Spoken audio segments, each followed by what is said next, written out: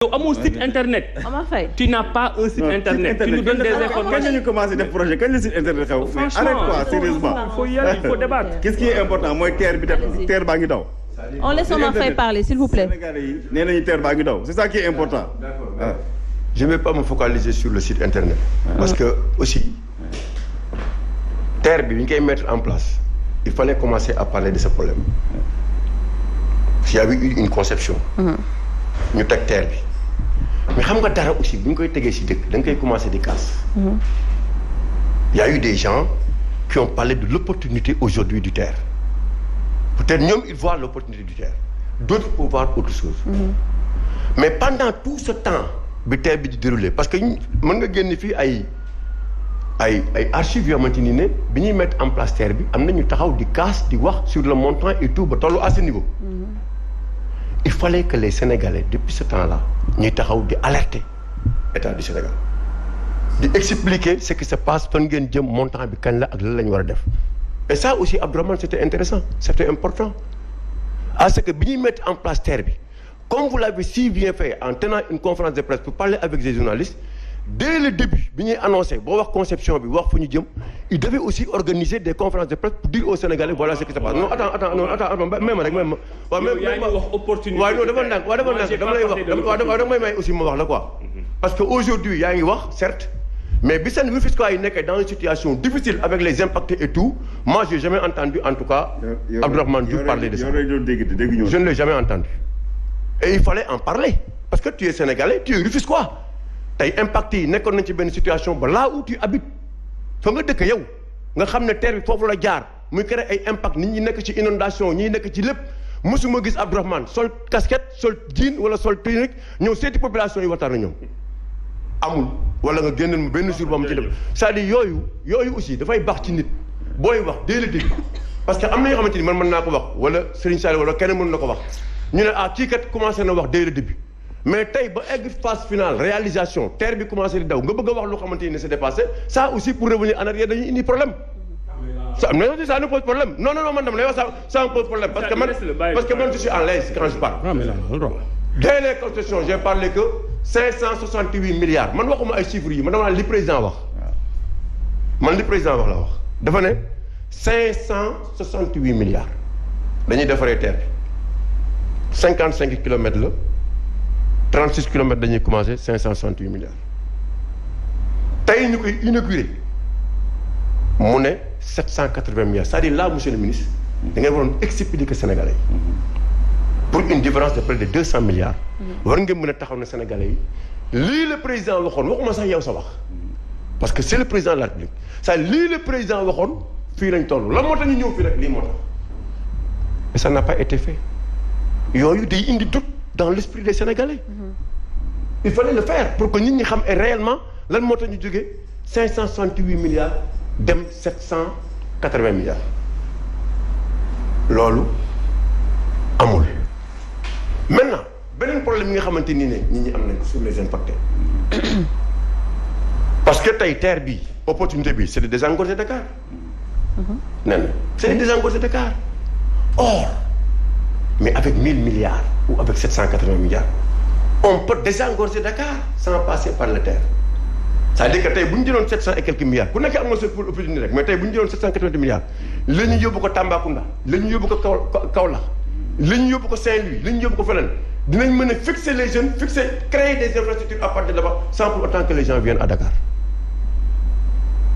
loolu dafa nekk loo xamante ni ne tey situation boobu mi ngi nii moom la ñuy dund kenn waxul ne les gens ne veulent pas qu'il y ait une modernité il faut moderniser il faut des nouvelles technologies loolu kenn waxul ne soxlawu ko ci réew mi ñëpp soxla nañ ko d'autant plus que un terre boo bëggee jëlee Dakar dem ba Diamniadio il faut le coût sera beaucoup plus exorbitant parce que nee na terre boo koy tabax fii tey c'est comme l'autoroute à péage de Abdoulaye Wade ou à son temps il fallait détruire des maisons il fallait refaire il fallait telle chose ba nga xamante ne tey coût bi dafay bëri te coût boobu tey day porter préjudice parfois ki nga xamante ni ne mooy le Sénégalais lambda donte sax tey l'objectif bi nga xamante ni ne moom lañ fixé c'est de désengorger Dakar ou régler le problème des embouteillages bien que ça ne se règle pas donc yooyu dafay doon loo xamante ni ne communication bi ngeen waroon def réellement sur le terre sur le montage financier surtout dafa am benn phase boo xamante ne defu leen ko parce que ñun 14 décembre le président wax je pense 2014 ou 2016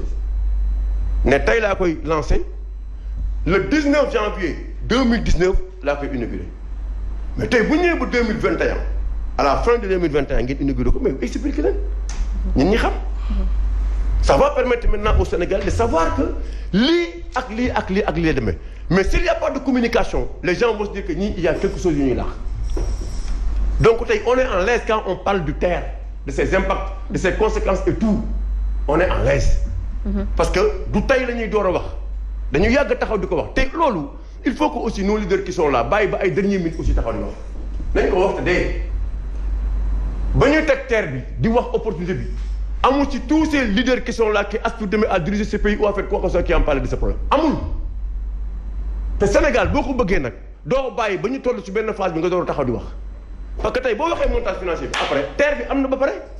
mais le terre existe déjà non le terre ça a le mérite d'être clair aussi. mais d'accord mais le terre existe déjà mais pourquoi dès le début bi ñuy commencé ñoom waxuñu ko. nen ñun taxaw nañu fii le terre avec toutes ses conséquences les inondations et tout je n'ai jamais entendu Abdourahmane Diouf moi j'aime ma ville je ne l'ai jamais entendu parler du problème aujourd'hui des inondations de ses impacts yi am ni conséquences yi musul am.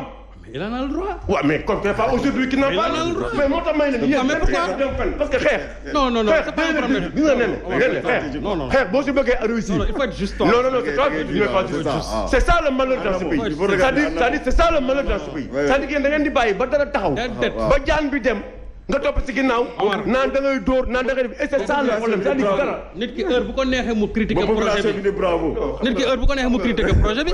non ñu doog nekk man damay wax. nee na remets-moi la parole s'il te plaît. damay wax conséquence damay wax lépp. n'est-ce pas dama ne la ñun ñëpp dañu soxla ay explications mais dama la c'est que réew mi dañu war a bàyyi ba dara ba gars yi terminé ba ñu tabax ba pare. alors que ba ñuy commencé gis nga fay nga bàyyi ba mu pare nga ne non fii il fallait faire ceci il fallait faire cela il faut dénoncer il faut dire qu'il y a des choses qui se passent ils ne devaient pas le faire alors que tu laisses les gens faire ba nga ñëw taxaw tey ba nga xamante ni ci phase de gestion nga ñëw taxaw naan non terre bi le montage financier ou je ne serai pas d'accord avec eux. tu peux pas mais je serai d'accord avec ces Sénégalais qui hier. tu peux pas pendant la conception du terre. ñuy jël kër yi commencé di toj di wax di expliquer. c'est là en ce moment-là que les gens devaient se dire non ça nous l'accepterons pas parce que voilà ses conséquences lii lay créé lii ak lii ak créé. demal fii Abdourahmane dëgg nga xool population yi nekk foofu. yow tu n'habites pas là-bas je ne te parle pas avec toi. non c'est pas je m'adresse à Abdourahmane yow du ma wax ak yow ci loolu. non parce que waaye d'accord mais waxuma ak yow foofu. non parce que li ñu dund man dunduma yooyu ñuy wax dama ne. s'il vous plaît. nee na boo jógee Colobane bu mu dëkk moom buy muri moom fa mu dëkk yaakaar ba terre bi génn même sunu canal le grand canal dañ ko dévier. il y a eu des solutions quelques solutions parce que ñoom mi ngi nii le ministre Mamadou Sarafa Panti chaque jour dañu daan taxaw di kaas taxaw di yuuxu ne lii duñ ko nangu bien que am na ay passerelles yoo xamante dañ ko war a defuñu ko c'est ça qu'il faut faire mais boo ñëwee ba toog ba mu jeex nga door a ñëw taxaw di wax comme nga lay déglu carrément. même les impacts qui sont là-bas non c'est ça.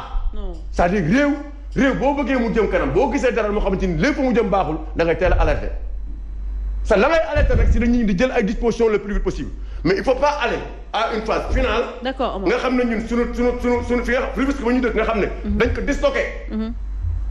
lui il est conseiller municipal bien qu'il ne vient plus depuis le début il est conseiller municipal de la ville de Rufisque tey xam nañ ne Rufisque est agressé par l'avancée de la mer. Rufisque est agressé par la terre Rufisque est agressé aujourd'hui par l'autoroute à péage ñu nekk dans situation on les a jamais entendu parler de ce problème. D'accord Omar. Bon c'est pas aujourd'hui. c'est pas un problème. c'est pas d'accord Omar c'est bon moo tax terre laay wax. dama ne la terre laay wax. on va y revenir Omar. dama ne la je ne vais pas me focaliser. on parle du sur les partenaires financiers mais tu peux ne pas d'accord on va y revenir. peut-être lui il va nous parler pourquoi les 200 milliards ce surplus de 200 milliards je ne peux pas trop me focaliser moo tax la je n'en ferai pas un débat technique. parce que aujourd'hui quand je vois. d'accord certains qui sont au niveau de Thiaroye ou qui sont au niveau du Rufisque. yow li la intéressé dafa ndànk rek li la intéressé mooy les impactés. dinaa wax ci approche commerciale bi. d'accord dinaa wax ci approche commerciale bi. on va y revenir. bien que